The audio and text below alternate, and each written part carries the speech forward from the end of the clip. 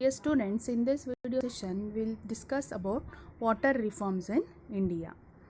As we all know that there is a scarcity of water in India where we are in a stage to conserve and manage the available water resource. So in order to do this, we need to do some of the reform works. So we'll see what is this reform. Reform means make something better, to improve something, or to remove the faults. So this is to improve the condition or to do something better or to remove the faults. So we are making the waste of the water in many different ways.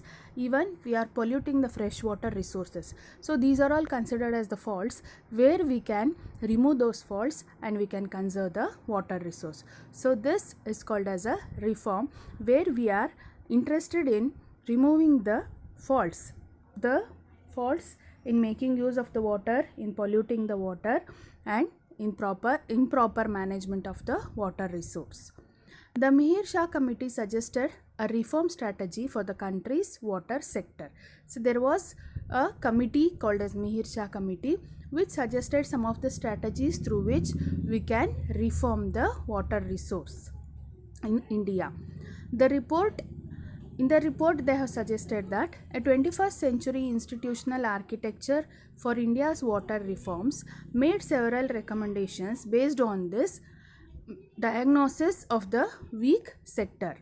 So, a report consists of the India's water reforms which are made by giving some of the recommendations based on the diagnosis which was done on the weaker sectors. The reform agenda was proposed restructuring of the Central Water Commission and Central Groundwater Board of India. So there are certain structures or certain agenda of the Central Water Commission as well as the Central Groundwater Board which we have already discussed. So this reform agenda was mainly proposed where the restructuring of the Central Water Commission as well as the CGWB was carried out. So we'll see what is the scope of this reform. India's water sector faces the challenges. Some of the problem in the water sector identified by the committee are.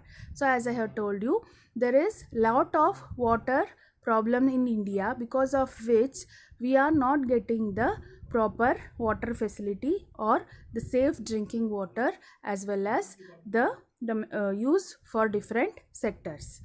So because of which we have a lot of challenges which are faced by our country, so that there are some of the problems which are identified by this committee. We'll see what are those. So first one is the efficiency in public irrigation schemes is as low as 35%.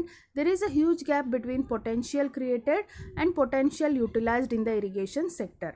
As we know that irrigation is the major sector where most of the water is wasted. So in order to conserve the water, we need to look after the techniques which are adopted in the irrigation operation, where the new technologies are to be adopted to minimize the utilization of the water resource.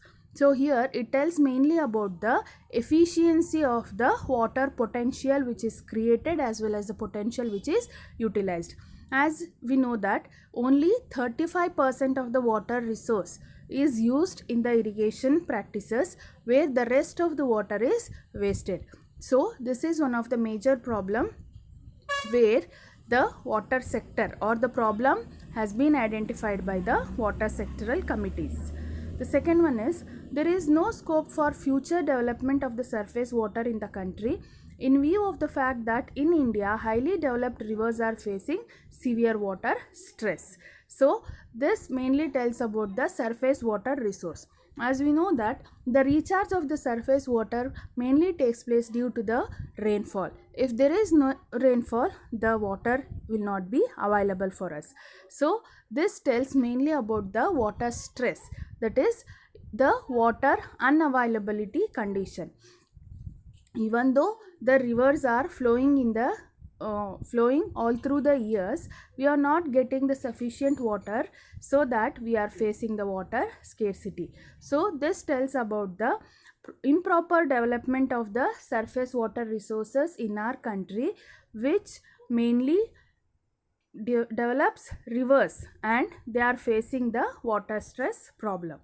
The third one is managing water today is no longer about only developing new sources through means such as construction of reservoirs, digging wells, laying canals and pipelines, but it is allocating the limited water amongst various competitive users. So the management of this available water resource is also one of the problem, because we need to develop new technologies where we can properly manage the available water resource through the construction of reservoirs, where we can store the water during the availability of the water, that is mainly during the rainy season. Instead of allowing it to flow on the surface as runoff, we need to construct the reservoirs so that we can store the water and it can be utilized whenever necessary.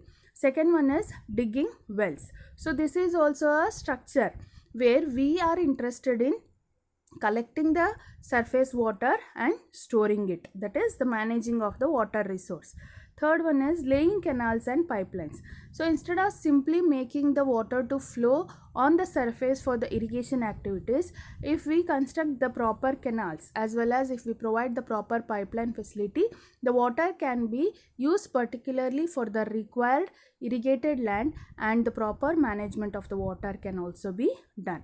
So this is all about the water reforms in India, where we need to do something better to improve the water resource as well as remove the faults or the problems or the improper management of the water resources.